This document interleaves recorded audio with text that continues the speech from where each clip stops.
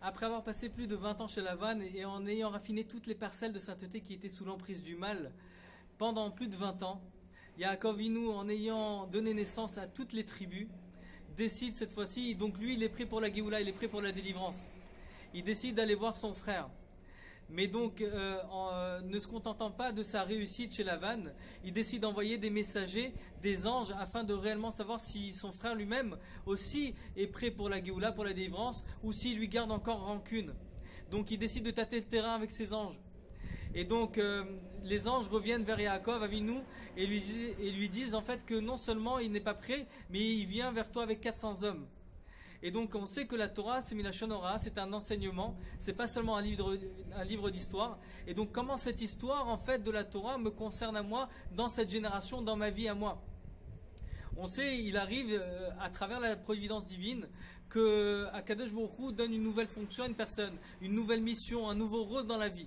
Et donc pour que ce rôle ou cette mission en fait soit réellement conforme à la volonté de Dieu, donc moi aussi je dois savoir si réellement je suis apte à le faire ou pas, ou si seulement je peux, Chas Shalom, endosser quelque chose qui est trop lourd pour moi et tomber à travers cette situation. Et pour ne pas tomber, bien sûr, alors nous aussi on doit envoyer des messagers. Des messagers, on doit envoyer des anges. Alors quels sont ces anges qui vont pouvoir m'aider afin de savoir si cette nouvelle mission sera pour moi ou pas? Tout simplement, en fait, c'est mon intellect et mes émotions.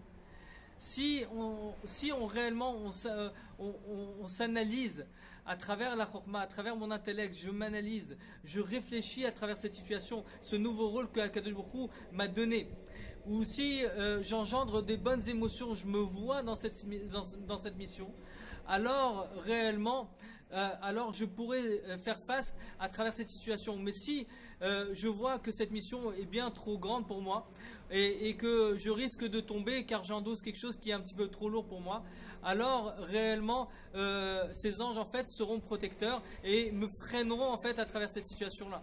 Mais là aujourd'hui on est après 3500 ans de Torah et de mitzvot, après avoir reçu Matan Torah, et aujourd'hui on est tous en fait les associés du maître du monde afin de délivrer justement le peuple d'Israël et toutes les nations de l'exil dans lequel on se trouve.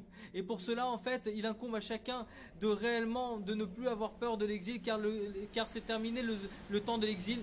Nous sommes dans une nouvelle ère, l'ère de la Géoula, l'ère de la délivrance. Et pour cela, à travers la joie de la mitzvah, à travers la joie de l'attachement au Mashiach lui-même qui est déjà là, alors on a le pouvoir d'avoir des forces surdimensionnelles. Pourquoi? Parce que j'ai une âme divine.